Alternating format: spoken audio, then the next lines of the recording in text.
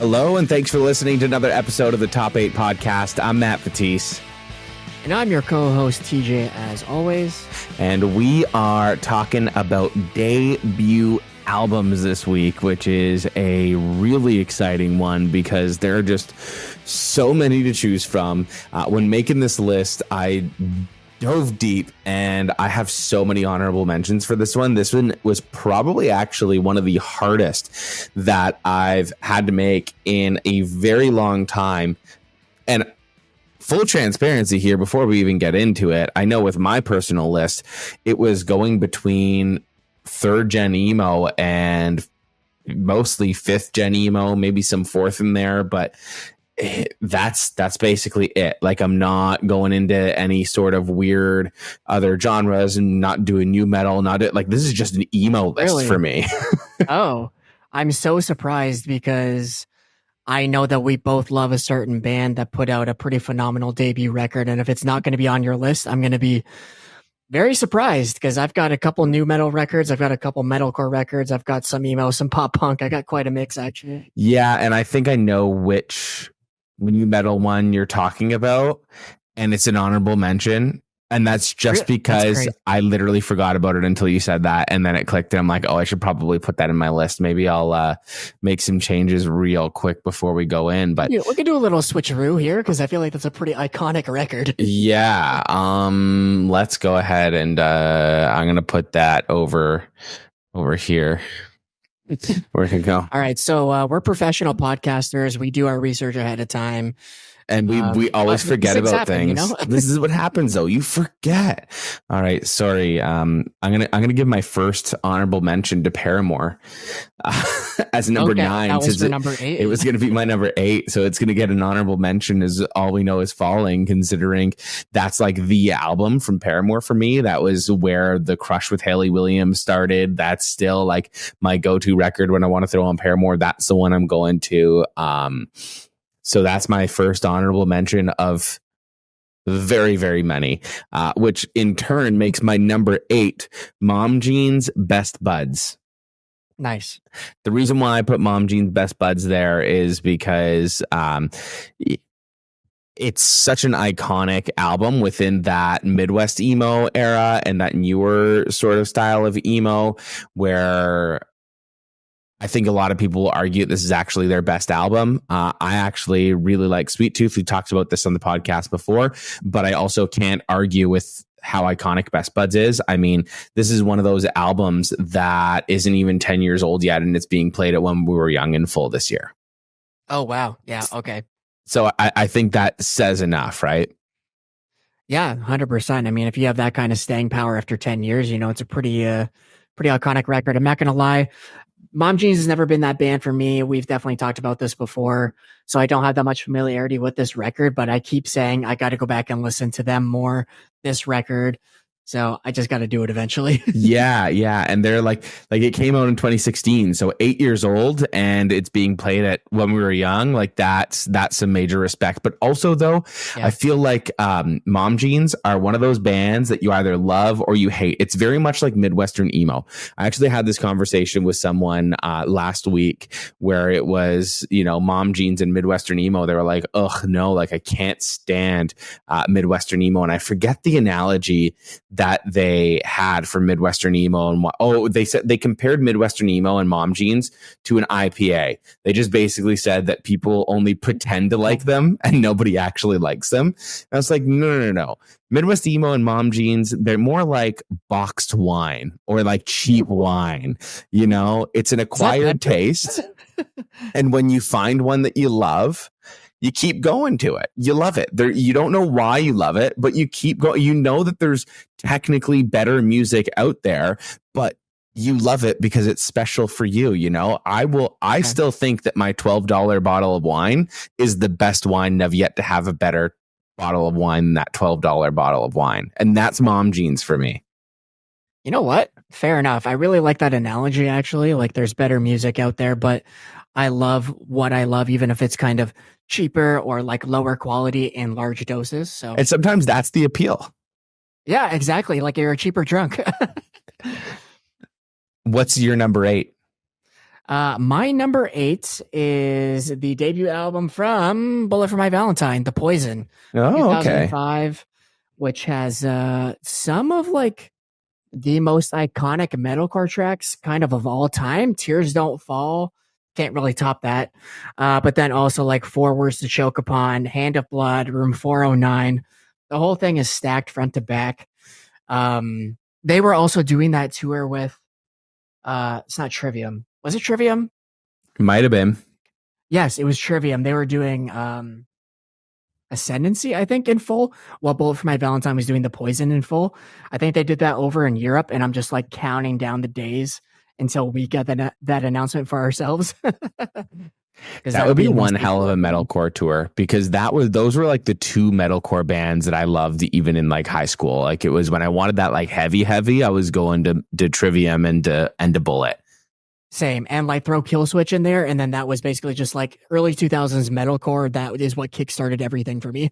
I swear, seeing Kill Switch at Taste of Chaos in 2005 is what truly sparked my love for metalcore, because I always kind of like dabbled in metal a little bit growing up, you know, like I liked Metallica, I kind of like Slayer, but like I just never really went down that metal pathway as much. And then, you know, you kind of fall more into the punk stuff and grunge and then emo, and metalcore, there's just something about it that just go hand in hand. So when you like show up at Taste of Chaos and you're there for the Used and for My Chemical Romance, and then Kill Switch just blows you away and you're like, who the hell is this, right? And then you kind of start getting more into that type of genre. Kill Switch's debut album, what was that? Is that on your list? It's not on my list. I can't remember which one was their debut. Like Kill Switch was never that band for me. They were just like a singles band. Is The End of Heartache their debut album? I'm just looking it up real quick right now. Yeah, because no, so they had one before that in 2000. Oh, then they had an album in 2002, 2004, like The End of Heartache, like that's their album, right? Like for me, that's the one album that I really, really listened to, because that's the album that I connected with. Oh, and then As Daylight Dies came out, and that was a good one too. Yeah. But yeah, that era of metalcore is just so different and unmatched. Yeah, I know. And you were saying like metalcore and emo, that kind of went hand in hand. I think that's where we got that like scene classification, where it's like metalcore, post-hardcore, emo, all kind of wrapped up into one genre fusion of just like aggressive emotional music. And it's the best kind of music, really. It's so funny how things developed, because like I think we called ourselves scene kids back then, because you couldn't classify us as emo kids, because we didn't listen to just emo, we listened to hardcore and post-art and like all of that, right? So you were a scene kid, but then scene kid was also the like vibrant t-shirt, Hot Topic, skinny jeans kids too. So it was kind of like cartoon monster merch. Yeah. I was like, what is a scene kid? I don't even fucking know what the hell to call us at this point. What you got at 7? At number 7, I have another newer emo band. I've got Free Throw, Those Days Are Gone. Whenever people ask me, like the people that kind of got stuck in that third wave of emo, like what bands should I listen to kind of catch up on the newer stuff and start getting engaged with the newer stuff, like the Hot Mulligans or whatever, like where do I go? Where do I start? I find that for the elder emos and for that third wave of emo, Free Throw's that perfect connection band, because they have just enough of that like third wave sound and just enough of that newer sound that they're that perfect like bridge band from the elder emos to move on into the newer emo stuff. And they still have though, like Free Throw, just they have that scream, they have that heaviness, but also that like raw intensity and emotion, and then still kind of a little bit of that like Midwest emo, like taps in the guitars and like a little bit of that twinkle in there that is just enough to kind of start slowly bridging you into the new stuff. And they came out hot right out of the gate with Those Days Are Gone. Like some of my favorite songs are on that album, and if you have yet to kind of make your way into the newer stuff and you're stuck into your elder emo stuff and those old 2000s playlists, nothing wrong with that. There's a reason why we still love and listen to that music. But if you want to, you know, take that little dance into the newer stuff, Free Throw is that perfect bridge band. And start from their debut album. Yeah, I was gonna say that's a good description. I think I had checked them out when we were doing that emo bands of the 2010s episode. Mm-hmm. I was like, okay, I can kind of get into it, but I feel like I got to spend a bit more time with it. But I like this, merging of the different worlds of emo. That's a good way to put it. Yeah, like 2 beers in, tongue tied, Pallet Town, and Hey Ken, all songs that you need to check out if you're trying to get into them, and those are all on that album. All right, add it to the list. What do you have at number 7? Yeah, number 7 for me. I'm assuming that this is going to be higher up on your list, but the Used debut self-titled record. I know we talked about In Love and Death a lot on this podcast, but we haven't spent that much time talking about the self-titled. But in revisiting these two records together, they're so close in comparison. Like, I don't know, value wise, or like, they hit. Maybe Memories kicking off. The Taste of Ink obviously is like One of their best songs. Emo night track. Bury Myself Alive, A Box Full of Sharp Objects. Like, they've got bangers on this. And going back and revisiting it for this episode, I was like, I have to put it on here for sure. Yeah, I think with the Used, either their favorite album is going to be their debut self-titled album or In Love and Death. And yeah. I personally think it's whatever album you found first.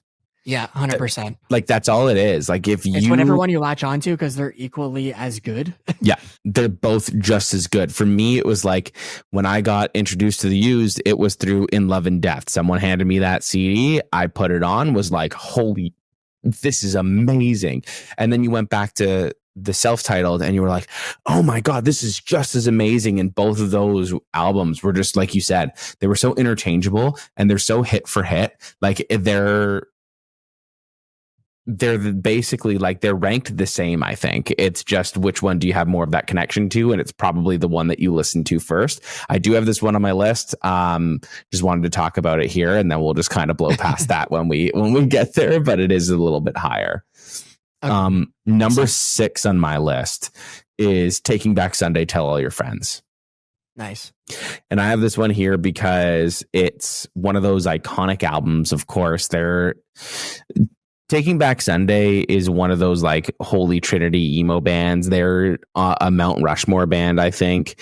And Tell All Your Friends to come out of the gate with that album is incredible. And I think the only reason why they're not higher is because there are other albums that they have that can go toe to toe, if not are better. It's just Tell All Your Friends, though, coming straight out of the gate with that, with so many hits that are, like you said about the Used, they have so many emo night bangers, and this is their first album. Like, this is coming hot out of the gate, and they became a staple in the scene. So, like, how do you not have Taking Back Sunday, Tell All Your Friends on this list? Well, I'll tell you how, because I got 8 other records that I liked more than that. I will say it was like in consideration because this is my favorite Taking Back Sunday record, but there was just way too many other debut records that I had more of an affinity for. So it's an honorable mention, but didn't quite make mine. I think that's fair. You know what? There's probably some on my honorable mentions that you're going to, freak out with too. One in particular that I think is going to be like a top 3 for you. I have my honorable mentions. Okay. Well, we will see how this all plays out, I guess. Number 6 for me is Copacetic, Knuckle Puck. I think they put out 2 or 3 EPs before actually dropping a record. And I think they were just like taking the time to find their sound and really build up to it. And Copacetic delivered. We talked about it in the best pop punk records of the 2010s. There's 3 bands that immediately came to mind: Neck Deep, Knuckle Puck, and The Story So Far. And this record was super high on my list for that. So I had to put it on here.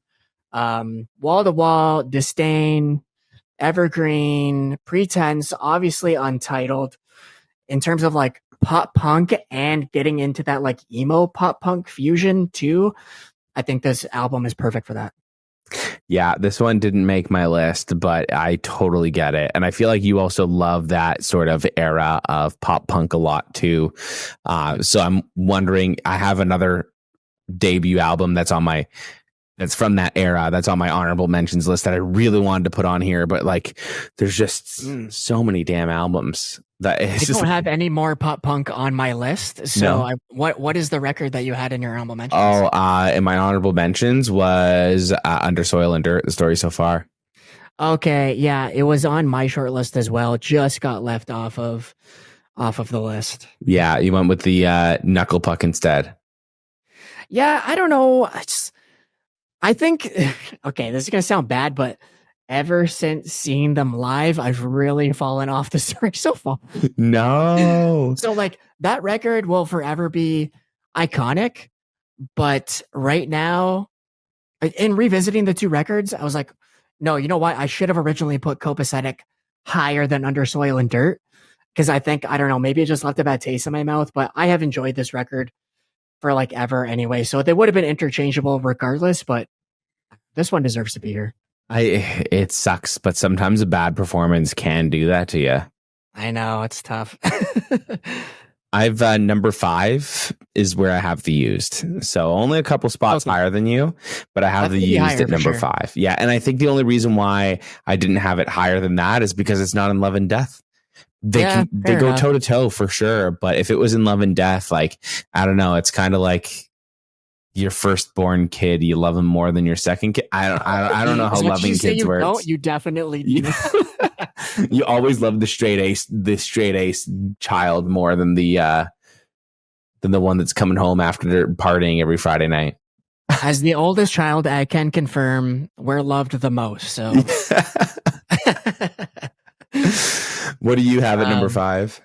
Yeah, number 5. This is where I put Motionless in White's debut, Creatures, which was a mention from Dakota and myself on the metalcore albums list. I think this album really prepped me for my now love of horrorcore. Like my ability to enjoy Ice Nine Kills as much as I do is because of how goddamn good this record is. Just in terms of metalcore, it's phenomenal start to front. Like Immaculate Misconception. Abigail is one of the best metalcore songs ever. It's one of my favorite metalcore songs ever. Puppets is great. Undead Ahead, of course. But then you add in like the dark horror aspect of it, and then that just really primed me for everything else that I love now. And I think kind of got me ready for like deathcore and stuff like that too, because it gives you that kind of dark imagery associated with it that kind of preps you for all of this other stuff. So yeah, anyways, it's a great record. Yeah, you definitely lean a lot heavier, and I lean a lot more emo. But I get to dabble into this now, and this is where I get to mention one of TJ's favorite bands. Number 4, I've got For Those Who Have Heart by A Day to Remember. Oh, that is not their debut record. I know, but it counts as their debut record because the old record doesn't count. Okay. All right, I'll give it to you. It's not on my list because it's not their first record. But like, does old record count as a record? Like, I feel like their first record is actually "And Their Name Was Treason." It was just re-recorded as old record for Victory Records. Yeah, it doesn't count.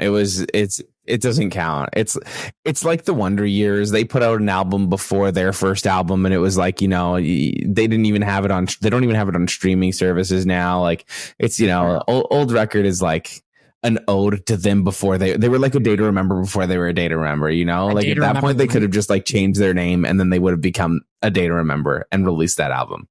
I see what you're saying, but on the strength of You Had Me at Hello alone, one of my favorite tracks from their back catalog, it exists in my bin. For me, it doesn't exist because it was the first album that I found from them. And it's old records like an EP in my books. That's what I'm going to classify that as. Whereas this is like the full, like real album as a band taking it seriously. So that's kind of where I'm at mentally, where I was like, because I did struggle with this, and I'm like, TJ's gonna call me on this, but I can back this shit up. For Those Who Have Heart is their debut album. I don't care what anyone fucking says.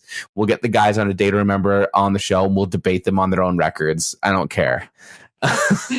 Dude, there's some bands where like I don't even acknowledge their back catalog. Like Underoath, I'm like, they pretty much started for me at They're Only Chasing Safety, and I never listened to anything before that. So it's just the same kind of situation. Yeah, it's honestly even like Hot Mulligans like that. Like they've got and they at least acknowledge like Fenton, and I forget what the other one's called, but like they didn't really hit their stride until I think it's Pilot, and that's where I'm kind of like, okay, that's their first album. I don't care about their back catalog because it's kind of like sometimes you almost need like a record or two to find your sound, and then it's like, oh, okay, this is who we are now, and then we're gonna move forward as this band, and that's kind of what I feel like a lot of bands do, and that's kind of what I feel like A Day to Remember did, and that was very like they released that album, and it was like, okay, this is A Day to Remember, and this is who we are and who we're going to be, and this is who we are moving forward. So it was like, Yeah. I don't know.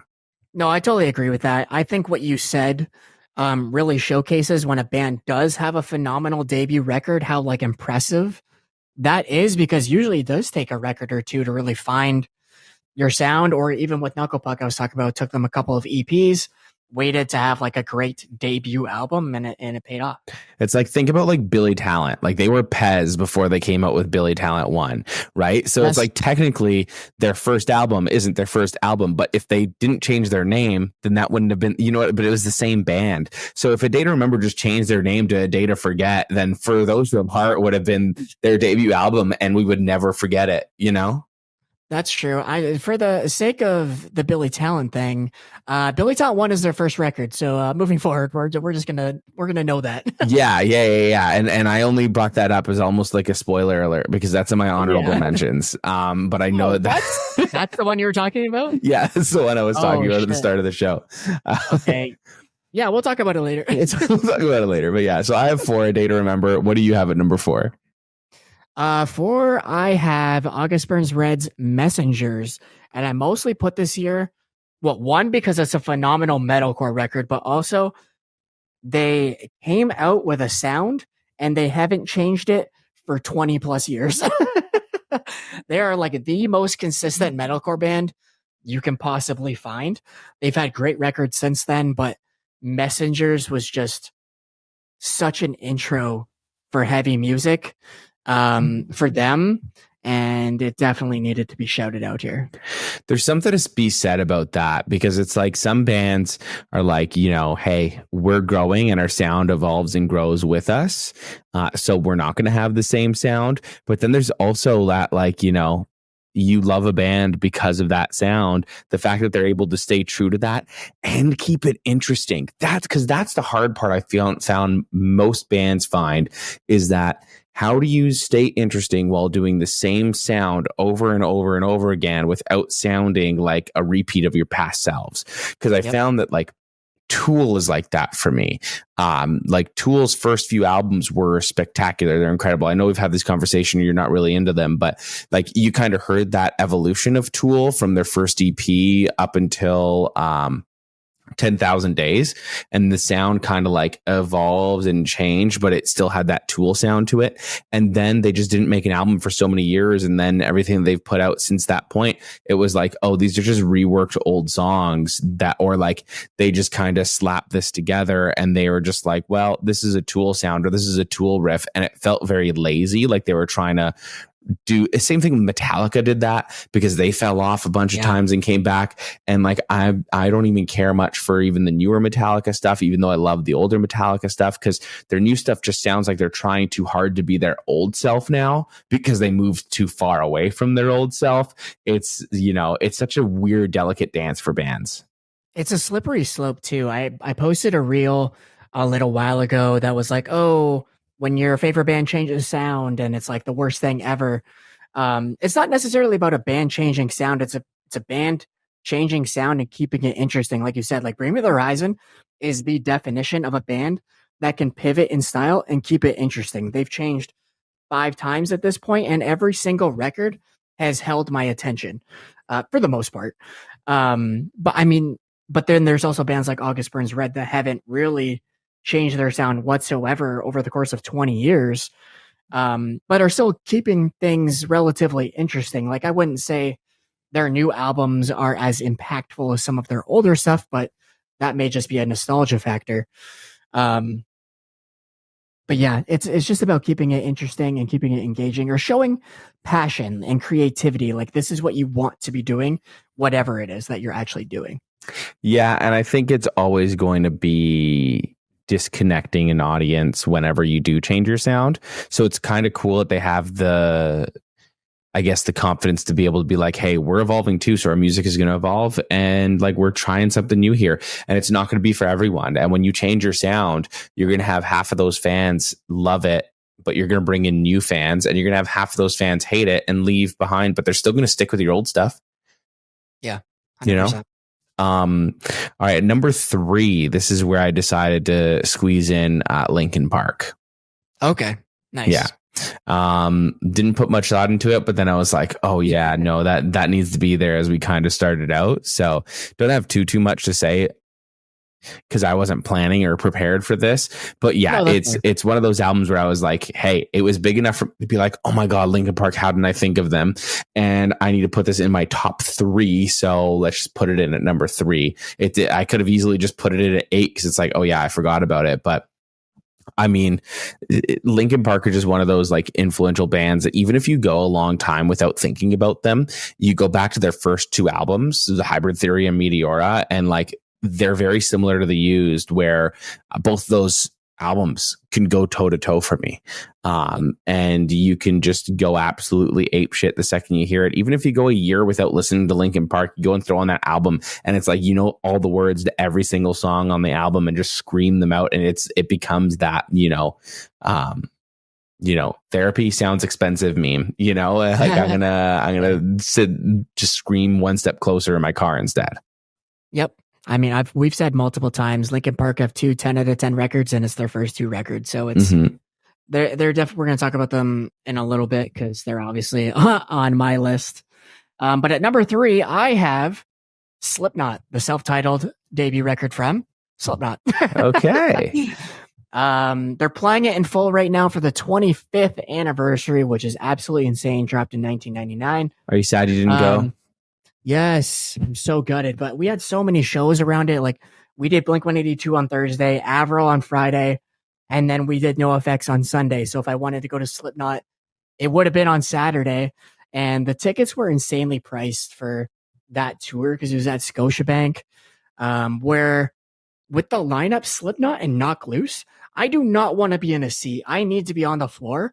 I missed the floor when they went on sale and they were reselling for like $900. I was like, no, there's no way that's happening. I saw both of these bands already this year, so I'll just wait, but it still hurt my insides. I know. I was thinking about buying last minute tickets to that, but same situation. Like, I got home from Pittsburgh on the Thursday night, then Friday Avril, Sunday NoFX, and missed Blink on the Thursday. And it's the same thing with this coming weekend. The week as we're leading into this recording, we're going to be at All Your Friends Fest this weekend.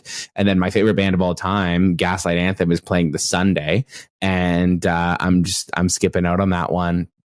I mean, the last time I saw them, they weren't really the greatest live, but I've heard that they've gotten a lot better on this tour because they were criticized heavily last year. But after 2 days of being at a festival for All Your Friends, I can only imagine not wanting to go and spend my Sunday night at a concert. So I'm like, sorry, Gaslight, I'll catch you next time. Yeah, I think that's very fair. With the Slipknot record, some of the best new metal songs of all time, in my opinion, Sick, Wait and Bleed, Surfacing, Spit It Out, Liberate, all stack this record from front to back. Eyeless, of course. Do you consider Slipknot to be new metal? Oh yeah, their first record is 100%. I'd say their first 2 records are 100% new metal, and then they kind of transitioned into standard like hard rock heavy metal, what you would just call like standard heavy metal. That's because that's what I always thought Slipknot was. But their first record is 100% new metal. They had like the DJ scratches, and like Spit It Out is just like almost straight rapping in like aggressive form. It was just like the heavy side of new metal. Yeah, for sure. I think that this record had such a massive impact on the metal scene too. Just like their look, nobody knew who they were. They were pretty much completely anonymous when they dropped this record. took over Ozfest and played just this absolutely insane set. 9 dudes on stage, all in jumpsuits, smashing on kegs. Like nobody has seen anything like that in the heavy metal world. And it's no surprise that they're just massive today. Yeah, they're one of those bands where I think that also might have something to do with it too. Like I remember the kids on the playground listening to Slipknot in like the 7th and 8th grade, and everyone be like, "Who are they? No one knows. Oh my god, it's so cool. They're so heavy. This is so metal." But it was like I felt like Slipknot got that metal title right off the bat, whereas like Limp Bizkit, you know, got that new metal and like, oh, new metal sucks. Yeah. Like new metal, like Korn, Limp Bizkit, all of them, they kind of got lumped in with that new metal and new metal sucks, whereas Slipknot never got that same, I guess, hate or labeling as the other bands did. Like they were able to get away with it as like a real metal band, whereas like Korn wasn't a real metal band. You know what I mean? Yeah, I could kind of see that. I think that has to do with the consistency of the discographies. Like Limp Bizkit has 3 records in a row that are all, you know, like the rap metal. Like that is what we kind of call new metal at this point.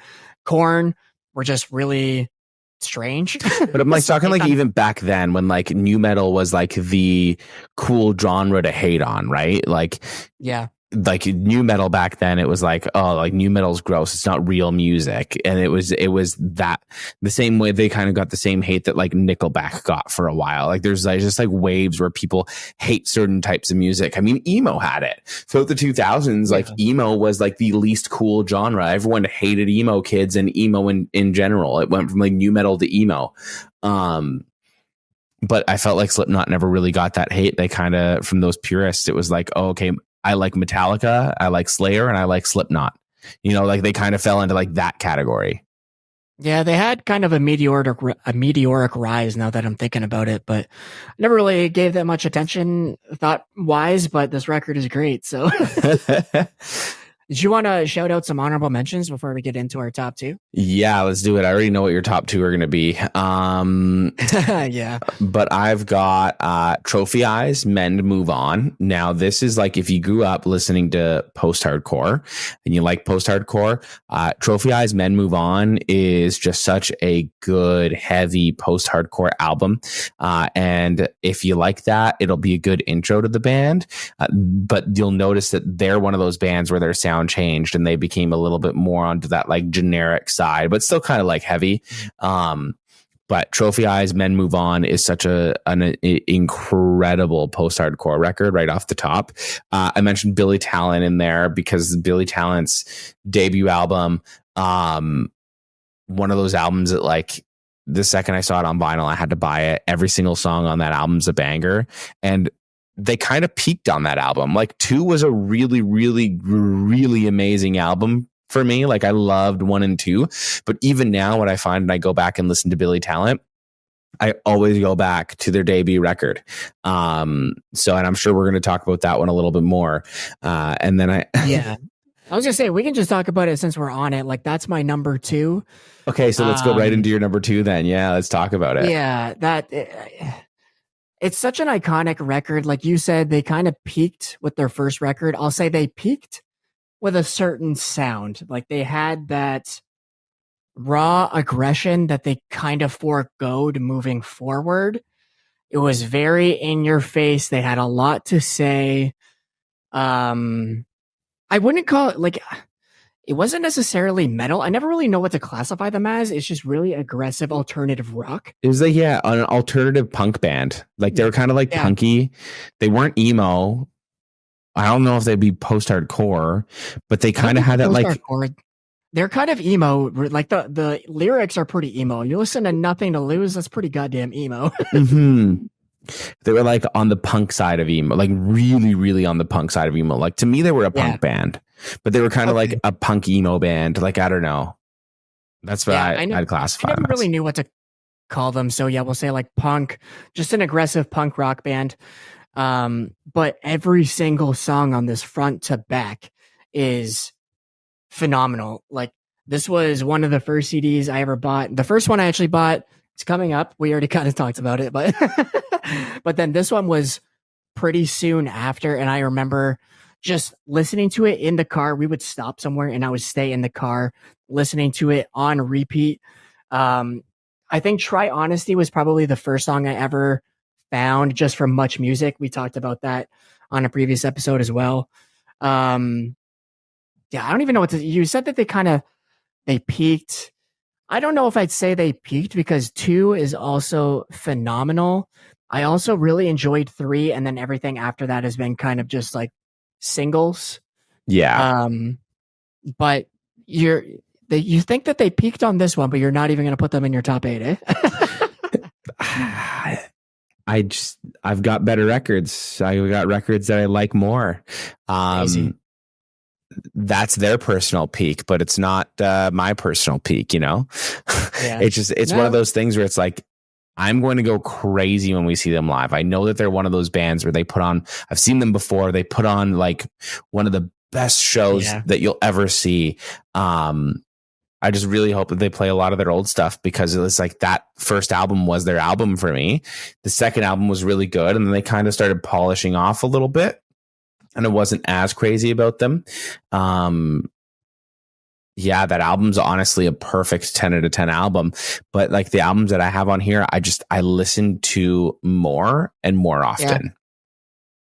That's very fair. I'm also hoping that they play some older stuff this time around. I've seen them the last 2 or 3 times that I saw them, they pretty much had the same set list.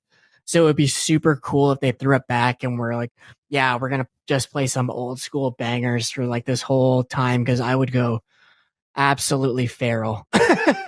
Did you have any other honorable mentions? Yeah, I've got Circa Survive Juturna, which is also like one of my favorite records by them. Like that's like such an influential album for me, like growing up. And that was, you know, like the album for me. I've got Fall Out Boy on here, but I kind of feel like Fall Out Boy is similar to like a Day to Remember situation.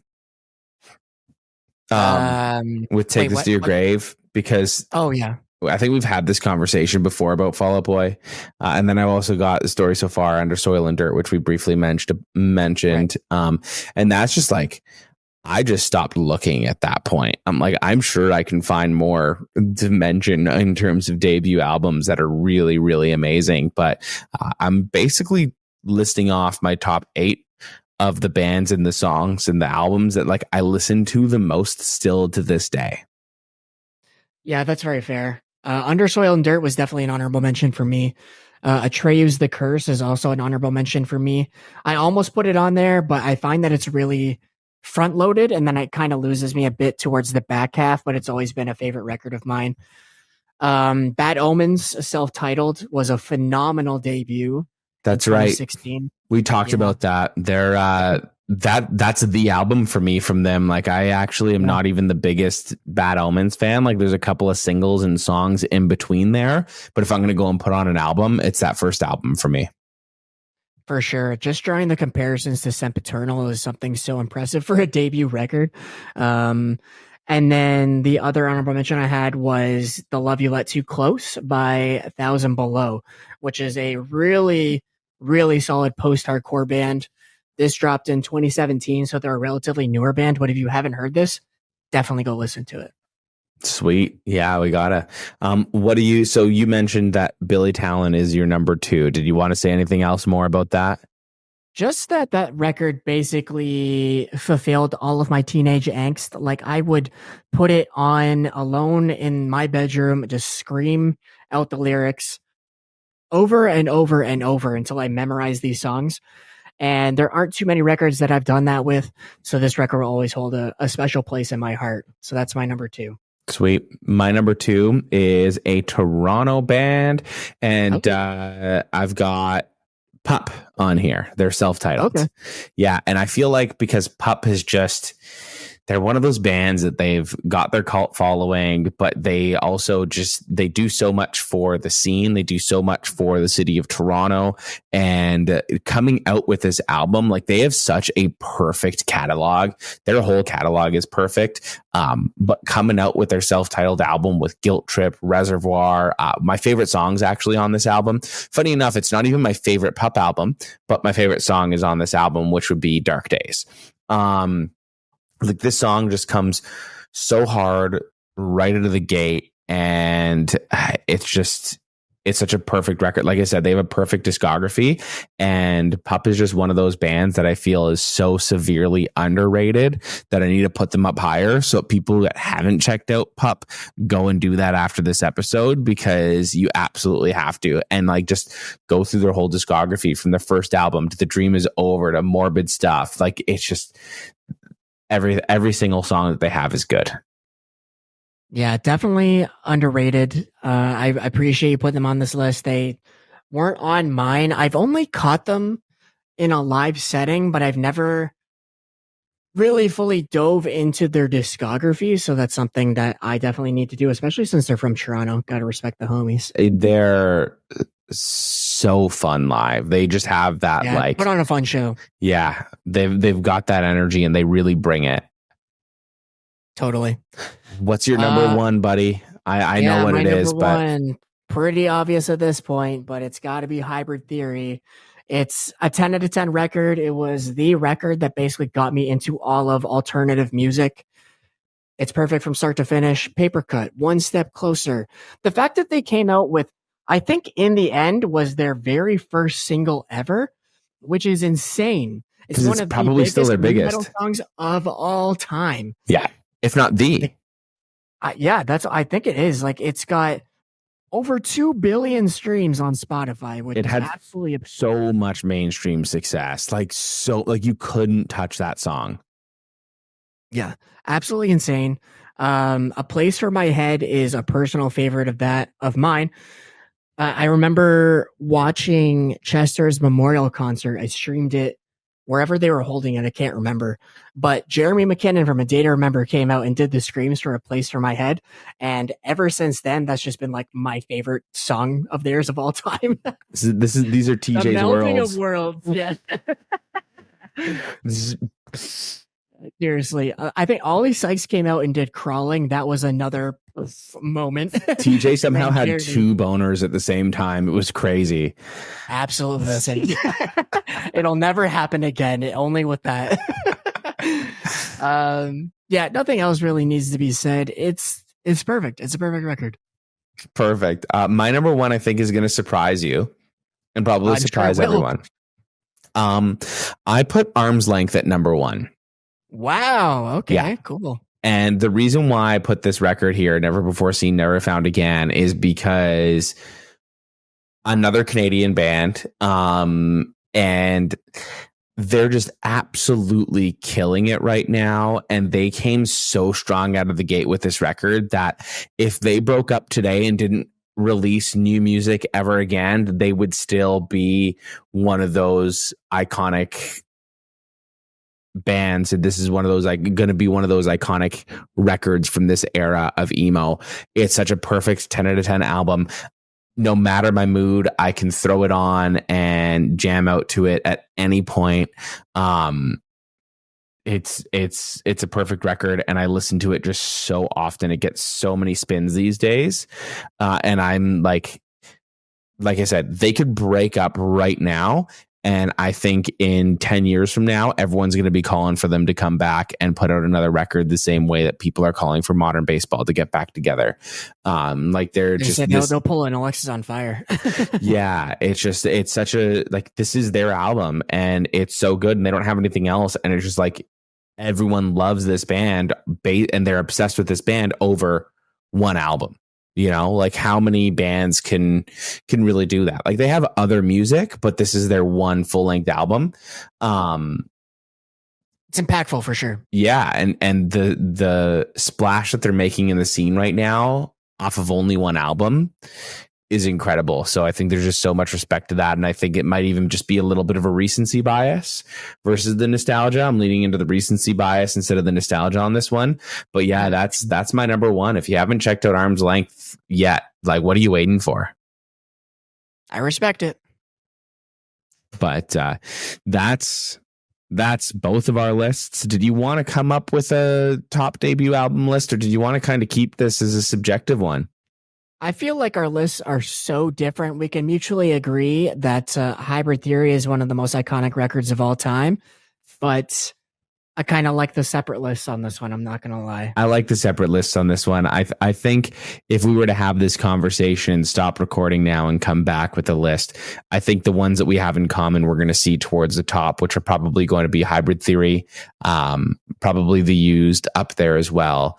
And then we both kind of like, we both had some honorable mentions. Like I had a bunch of your top albums in my honorable mentions, and you had a bunch of mine in yours. So it was kind of like, we'll keep it as subjective. But I think we'll put Linkin Park Hybrid Theory at number 1 just to kind of make TJ happy. And because we both had it as a top 3. So Hybrid Theory is the best debut album of all time, and everything else after that is just gravy, baby.